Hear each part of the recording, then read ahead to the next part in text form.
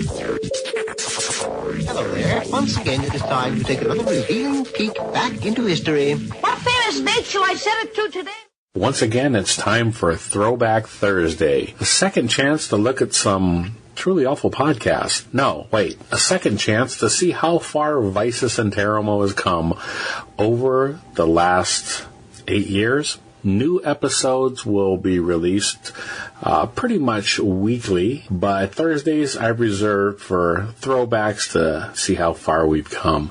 A lot of the information on here no longer applies, whether that be businesses or links that may not work anymore, so be advised of that. But again, I want to thank the patrons that we have at this time, though they may not have been here the first time these episodes were recorded. I am thanking them again because they're helping us move forward with our new episodes.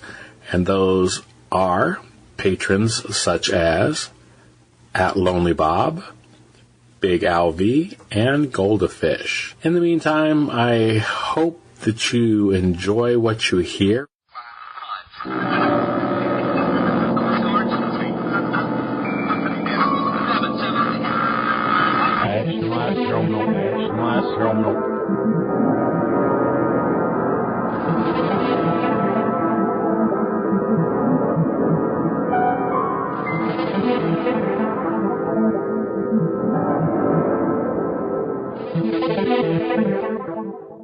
Welcome to 30 Minutes to Kill.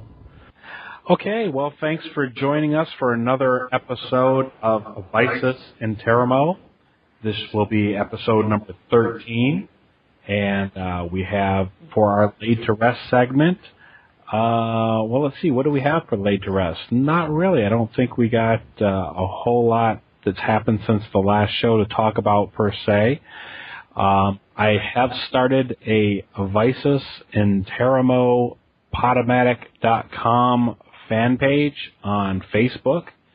So if you're interested and you're on Facebook and you're following the show, why not join us there? It give me some faces to put to some of the mails that we're getting. One of the things that I did like to point out was Mike from Cadaver Lab had responded. I put out a question if anybody had seen Mary Reilly, which is going to be the review that we're going to do today. And Mike said he had not seen it for a long time and thought it would be great to hear our thoughts. And it's one flick that he hasn't heard any other podcast cover, and that's what I was kind of hoping for. Some of the movies that I've done up to this point obviously have been mainstream, but I asked Lori for her suggestion. You there with me, Lori? I'm here. Okay, I hadn't heard anything from you, so I thought maybe I'd cut you off. Or had you? I don't want to butt in, you know. No, you do that later on. So that's what I was told, so I'm just sitting here keeping my mouth shut for now. Well, that's okay. Now, feel free to speak your mind here. Well, at least right here. Okay. Okay, so anyhow, yeah, it was, you know, you'd picked Feed for a movie for us to watch, and I did an episode on that was very popular. So I let you pick another one, and we'll see how this one goes over.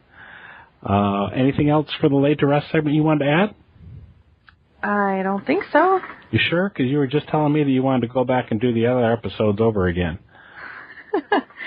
Well, I don't know about doing them over again. Okay. Well, if you had some comments you wanted to make on them, maybe we'll see about either adding another segment for rebuttals, or maybe we'll see about revisiting those at a later date then. Okay. Okay.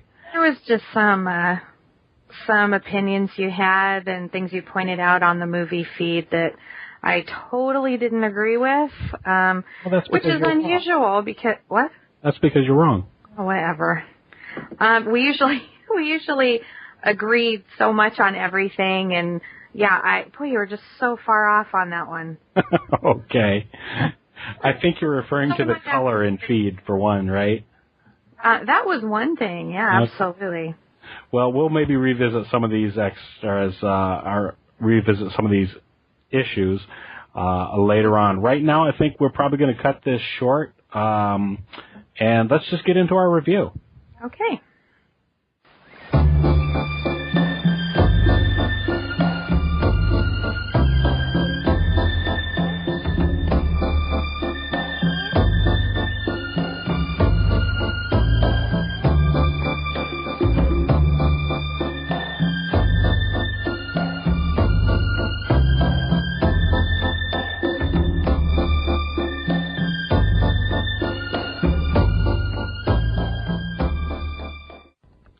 If you find yourself over in Maui and you need a photographer, check out Jerry Gregory Photography. Call 808-874-3089 or 800-778-6284.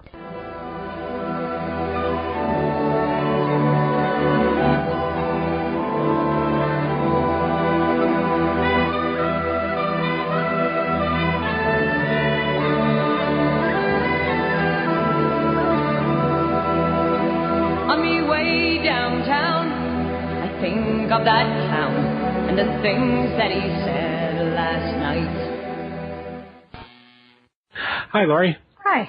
And welcome to our latest movie review. What's our movie going to be tonight? Well, tonight we're going to review Mary Reilly. You know when that came out? Ooh, I don't know. It came out about 1996. Okay. Okay, who's in it? Well, we've got Julia Roberts as Mary Reilly, and we've got one of my favorites, John Malkovich. Yeah. Anybody else? Glenn Close.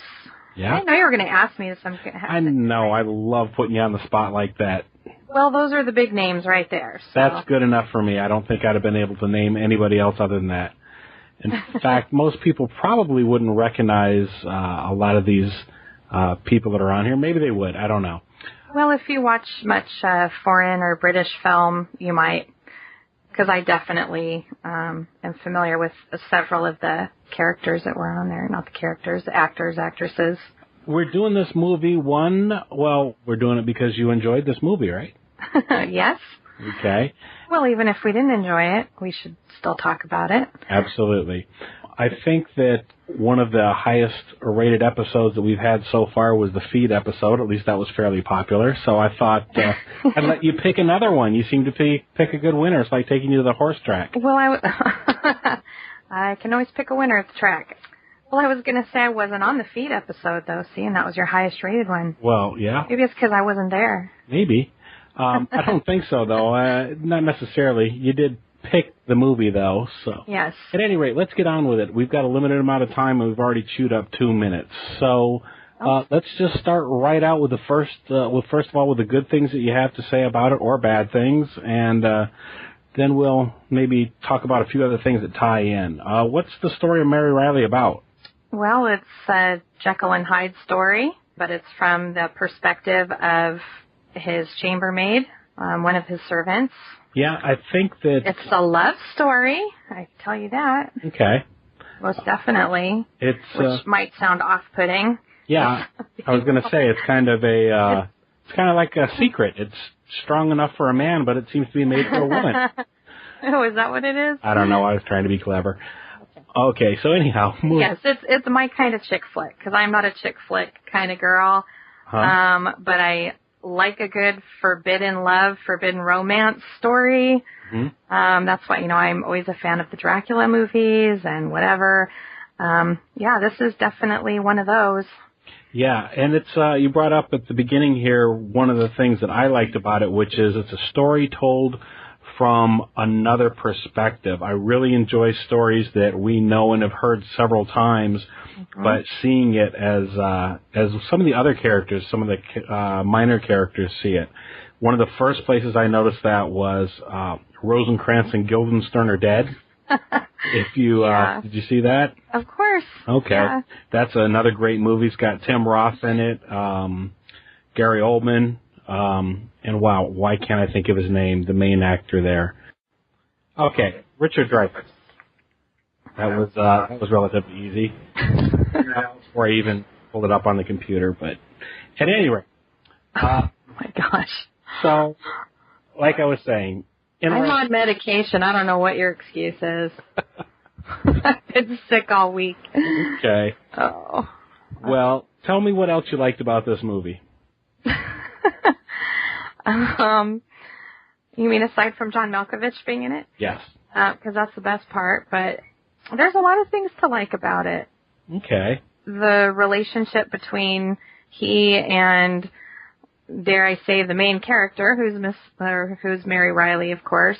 Mm-hmm. The way it was filmed, the dark scenes, everything it's just a drab, dark. I mean, their existence is drab. The scenery is drab. I like that about it. Of course, any scene where blood is involved, it's just like this shock of red across this kind of dark canvas, you know. Mm-hmm. So I really enjoy that about it. And I love period pieces, so of course it's a period piece with all the Victorian-style clothing and atmosphere. It was interesting to see John Malkovich, and I mean, he's good in just about any role that he does. But he seemed so at ease during this movie, and it's one of those movies that I definitely think you could lose yourself in. I don't know that this would be for every horror fan, simply because it's kind of subtle. Right. It has a lot of different elements that make it a mystery, a thriller, a little bit of action. None of those things are overdone, though, or played too strongly, I don't think. Would you agree with that, or? I think so. Okay. And one of the things when I watch period pieces like this, take a moment to look and see how far we've come. You know, I looked at the stuff going out in the streets, and you looked at went to the slaughterhouses or the streets. I mean, where that was taking place in that part of town. And just because he is a doctor, you just think about medicine, and you think, wow, we've really come a long ways, and we've really got it quite easy, no matter how bad we seem to think that we have. It's easy to take all that for granted until you look at something like this and absolutely start thinking about just that living in that filth and disease, and you know, the hospital shares the same gutters as the slaughterhouse, and everything just gets dumped into the middle and gets washed down the road, and people are walking through it, and oh yeah, definitely we've come a long way just in life, and it's interesting to see. Well, that was definitely a beginning, the era of doctor just learning how the body works and what's even inside the body, and just a period of learning and experimenting and doing things very wrong. And yeah, it's interesting. Speaking of which, one of the things that I thought was interesting was that, like we said, this was based on the strange case of Dr. Jekyll and Mr. Hyde, and it was a novel written by Robert Louis Stevens. It's claimed, at least, if you could believe what they say on the Wikipedia, amongst other sources, that Stevens wrote this book, didn't like some of the criticisms that he received on it, supposedly burned the manuscript completely and started over and rewrote the whole story from 3 to 6 days while on cocaine. So okay, so that you're talking about the classic Jekyll and Hyde novel. Yes. Okay, I would tend to believe that. Yeah. Because I read it a few years back, but it seemed... Was it slow for you, or? It seemed kind of thrown together, and it seemed like it was a quickly written, in spite of all the movies that I've seen through the years, the Jekyll and Hyde story. I mean, the movies always put so much more into them. Mm-hmm. When you read the book, it was a little slow, and it is kind of from the perspective, sort of the staff, and I seem to recall the butler of the house, being the focus a lot of times, and how they see what their master's doing. And wow, unless I'm totally remembering it wrong, but maybe I put more into it than was actually there. I don't know. Well, but I remember it was tough to get through because it just seemed like it was really missing something. It was a great concept. Well, absolutely. That's what I was going to talk about. Yeah, but a lot of